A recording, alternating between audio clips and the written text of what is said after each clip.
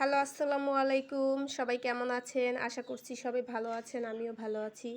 তো আজকে দুপুরের জন্য রান্না করলাম দেশি মুরগি। এটা হচ্ছে আমার শাশুড়ি পাঠাইছে।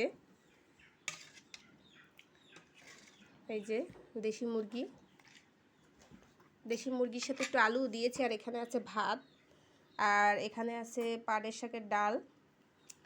এই আর কি, খুবই সিম্পল খাবার।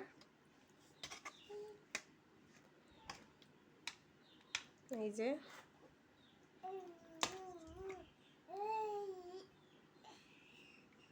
ওয়াও,